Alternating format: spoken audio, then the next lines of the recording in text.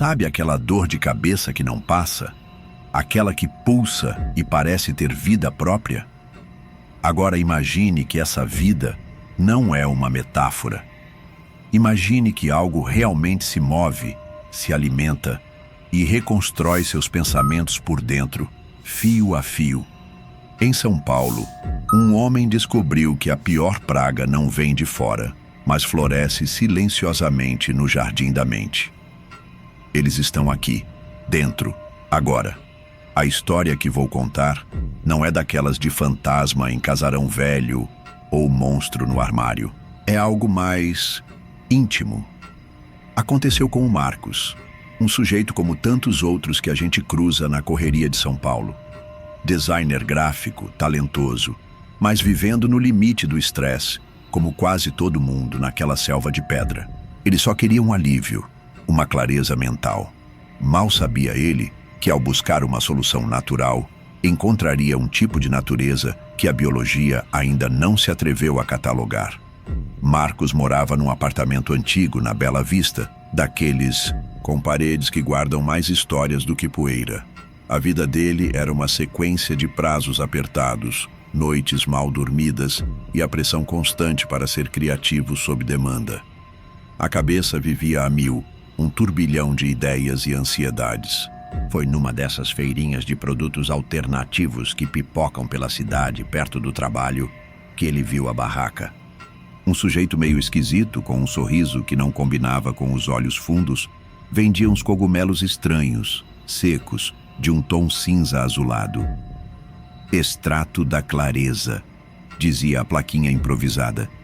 Expande a mente, limpa os pensamentos. Desesperado por qualquer coisa que aliviasse a névoa mental, Marcos comprou uma pequena porção. O vendedor recomendou um chá, uma única vez. Abre as portas da percepção, ele disse, com aquele sorriso que agora, lembrando, dava um frio na espinha. Naquela noite, preparou o chá. O cheiro era terroso, um pouco adstringente. O gosto, nem bom, nem ruim. Depois de uma hora, não sentiu grande coisa, talvez uma leveza, uma calma superficial. Foi dormir. E aí o pesadelo começou, mas de um jeito tão sutil que ele demorou a perceber. Primeiro foram as dores de cabeça, não as enxaquecas comuns de estresse. Eram pontadas agudas, localizadas, que pareciam se mover dentro do crânio. Começavam na nuca, depois iam para a têmpora direita, depois para o topo da cabeça, como se algo pequeno estivesse explorando o terreno. Junto com a dor, veio um zumbido. Um chiado fininho, quase metálico, que só ele ouvia, principalmente no silêncio da madrugada. Marcos atribuiu ao cansaço, ao chá esquisito, mas os sintomas persistiram, pioraram.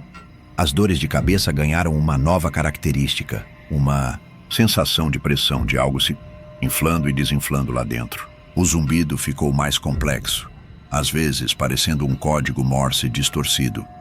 Outras vezes, o som de areia fina sendo derramada continuamente. No trabalho, sua criatividade, antes seu trunfo, começou a se distorcer. Seus designs, antes limpos e modernos, começaram a apresentar padrões estranhos, linhas finas e entrelaçadas que lembravam micélios de fungo ou redes neurais doentias. Ele não fazia de propósito, simplesmente saía assim. Seus colegas notaram, o chefe chamou a atenção. Você está bem, Marcos? Parece disperso. O medo real começou a se instalar quando as pequenas falhas de memória surgiram. Nomes de clientes, atalhos de teclado que usava há anos, o caminho de volta para casa. Coisas pequenas, mas que se acumulavam como grãos de areia, formando uma duna de pavor em sua mente. E as sensações táteis. Às vezes, sentia como se um fio de cabelo estivesse roçando o interior do seu crânio, ou uma única gota d'água escorrendo lentamente por seu cérebro. Foi ao médico, vários, neurologistas, psiquiatras, exames e mais exames, tomografias, ressonâncias. Não há nada de errado com seu cérebro, Sr. Marcos. Estruturalmente perfeito. Deve ser estresse, ansiedade crônica. Receitaram calmantes, antidepressivos. Nada adiantava. Os remédios apenas embotavam seus sentidos, mas o zumbido, a pressão, os fios de cabelo imaginários continuavam lá, seus companheiros constantes e terríveis. Uma noite, ao fechar os olhos para tentar dormir, em vez da escuridão habitual, ele viu padrões. Miríades de linhas luminosas, finíssimas, pulsando suavemente, formando redes complexas que se expandiam e se contraíam. Eram quase bonitas, se não fossem tão alienígenas, tão invasivas. E ele teve a certeza horrível, a epifania que o jogaria no abismo. Aquilo não era uma alucinação. Aquilo era uma visão do que estava crescendo dentro dele. Os cogumelos da clareza não tinham limpado sua mente. Tinham plantado algo, e esse algo estava começando a florescer. A vida de Marcos se transformou numa luta solitária contra um inimigo invisível que residia em seu próprio cérebro. Aquele universo de fios luminosos que ele via ao fechar os olhos começou a vazar para sua visão desperta. Eram como filamentos, translúcidos pairando no ar, quase invisíveis, mas que ele sabia estarem lá, tecendo uma teia sutil sobre a realidade. Às vezes, via esses mesmos filamentos se projetando de outras pessoas na rua, conectando-as brevemente, como se uma rede invisível de fungos mentais se espalhasse pela cidade de São Paulo. Claro, ninguém mais parecia notar. A sensação de movimento dentro da cabeça tornou-se quase constante. Não era mais um fio de cabelo ou uma gota. Era um formigar incessante, um rastejar lento e persistente, como se um emaranhado de vermes finos e intermináveis estivesse metodicamente explorando cada recesso do seu cérebro. Ele parou de cortar o cabelo, de fazer a barba. A higiene pessoal tornou-se um fardo. Para que se a podridão crescia por dentro? Seus pensamentos já não eram mais seus. Ideias estranhas, fragmentos de frases em línguas desconhecidas, imagens de paisagens alienígenas e geometrias impossíveis surgiam em sua mente sem aviso, sobrepondo-se à sua própria consciência.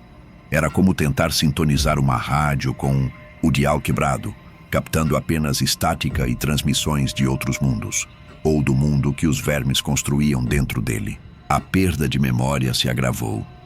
Um dia, esqueceu o próprio nome por alguns minutos aterrorizantes.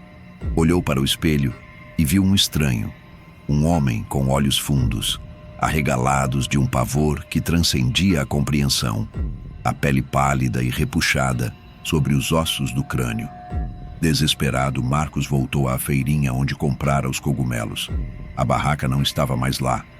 O vendedor esquisito havia sumido como fumaça. Perguntou a outros feirantes, mostrou um desenho dos cogumelos. Alguns o olhavam com medo, outros com uma compaixão vazia. Ninguém sabia, ou ninguém queria dizer. Ele começou a pesquisar freneticamente na internet, em livros antigos de botânica e micologia, buscando qualquer coisa sobre cogumelos cinza-azulados com propriedades psicoativas ou parasitárias.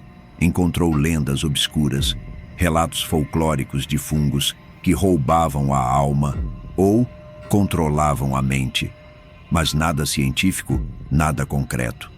Apenas mais sombras para alimentar seu pavor.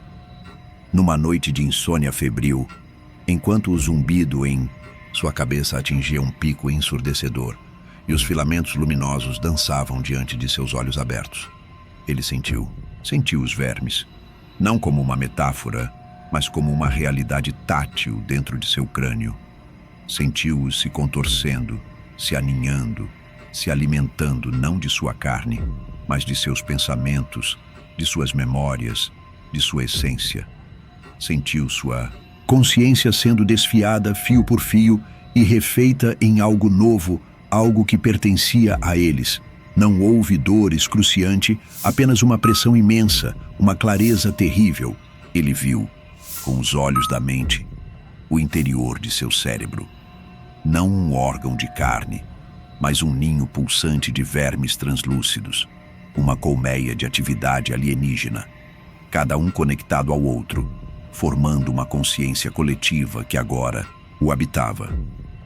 E ele compreendeu que a clareza que o vendedor prometera não era a lucidez humana, mas a percepção fria e unificada da mente colmeia daqueles vermes. Marcos não morreu. Seria uma misericórdia. Ele continuou a viver, a andar pelas ruas de São Paulo. Mas já não era Marcos. Seu corpo era apenas um veículo.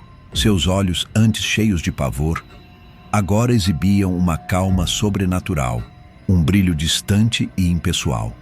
Às vezes parava no meio da calçada, a cabeça levemente inclinada, como se ouvisse instruções de uma fonte invisível.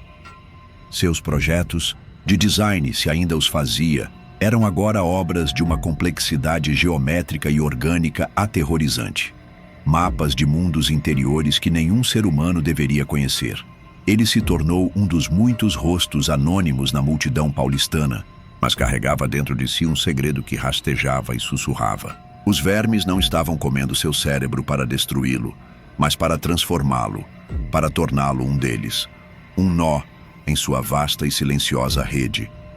O terror cerebral não era a morte da mente, mas sua eterna e horrível simbiose.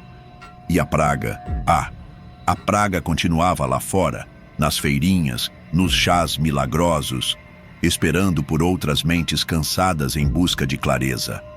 A busca de Marcos por alívio na selva de concreto de São Paulo o levou a um tipo de clareza que ele jamais desejaria. Seus pensamentos não são mais seus. Seu cérebro, um jardim para horrores indescritíveis. Um lembrete de que, às vezes, a cura pode ser infinitamente mais terrível que a doença.